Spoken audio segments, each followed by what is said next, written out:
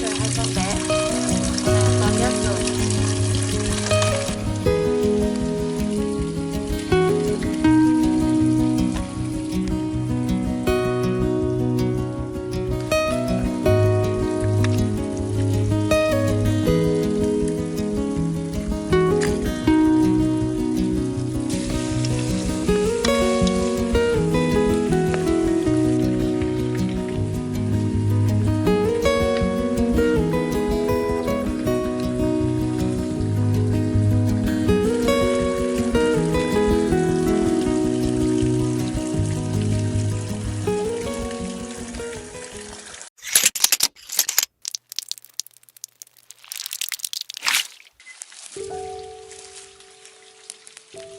Xin chào tất cả mọi người. Hôm nay mình sẽ đi làm một món chay xào xả ớt. Mình đã ngâm nước qua một đêm rồi nhá. Rồi hai con bé, con này là to nhất rồi. Còn bây giờ thì mình sẽ rửa lại vỏ cay cho thật sạch.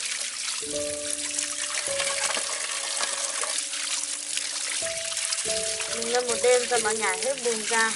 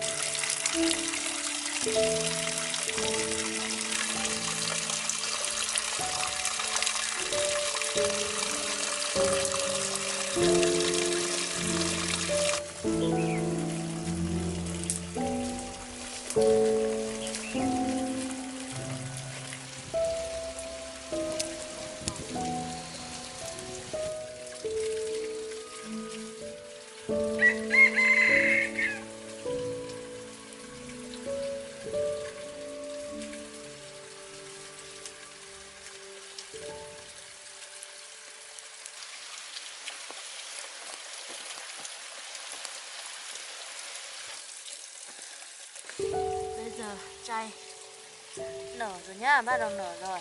Đã qua bước sơ chế. Đây con chay nó nằm trong này. Ui, nóng ạ. Đây là con to nhất này. Đấy, hai luôn nha. Đây là gia vị mà mình chuẩn bị cho món chay xào của mình, gồm có hành, cà chua, sả, rau mùi, rau răm, hành tây nữa, tỏi và hành khô, hành tím. Thì bây giờ mình bắt đầu vào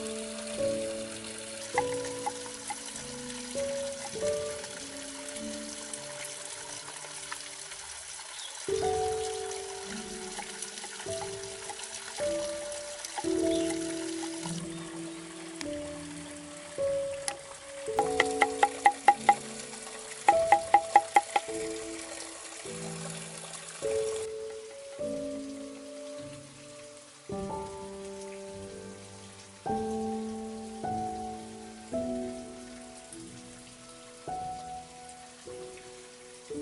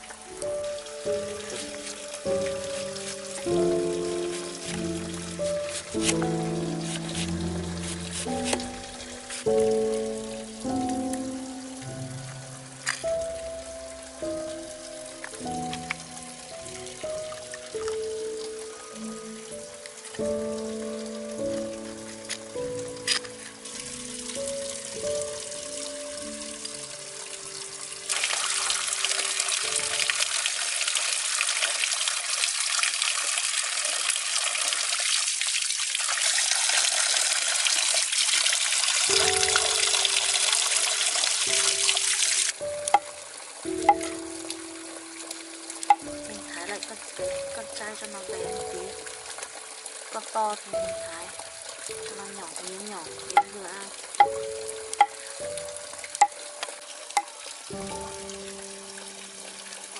Lần đầu tiên mình làm con trai này mình không biết làm đâu, mình mang đi rửa thì mình làm cái thịt này nó nát hết.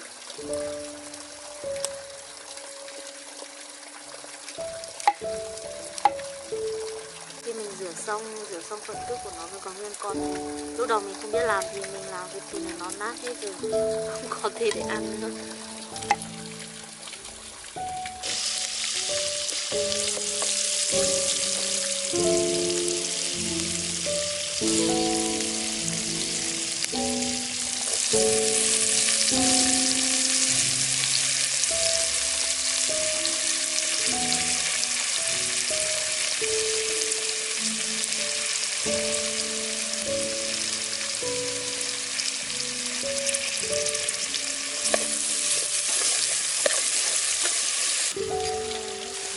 Bây giờ thì tiết đấy mình rồi mình cho hành tây vào cùng.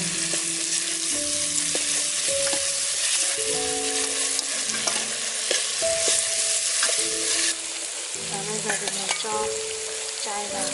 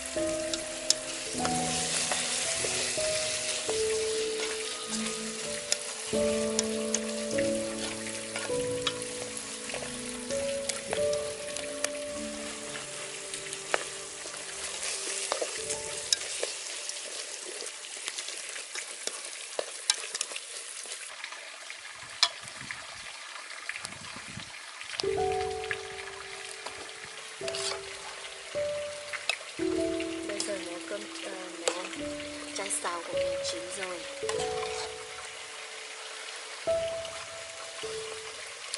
Thơm quá.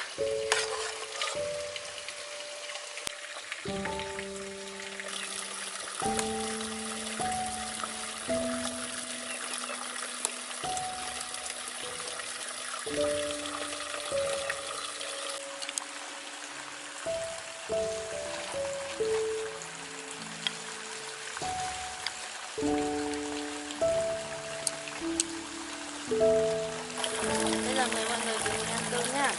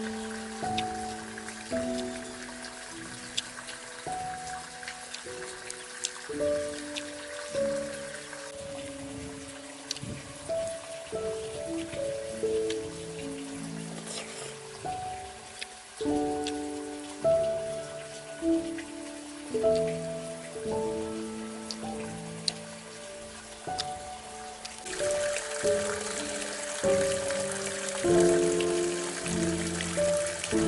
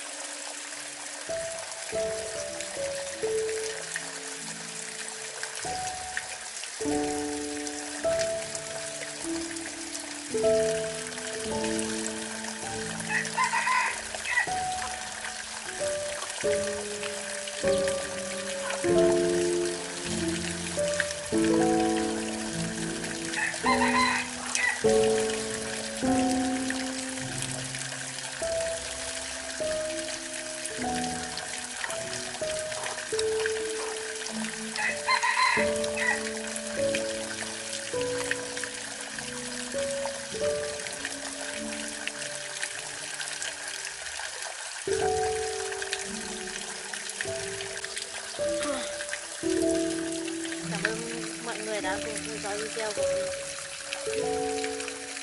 Bây giờ thì xin chào và hẹn gặp lại.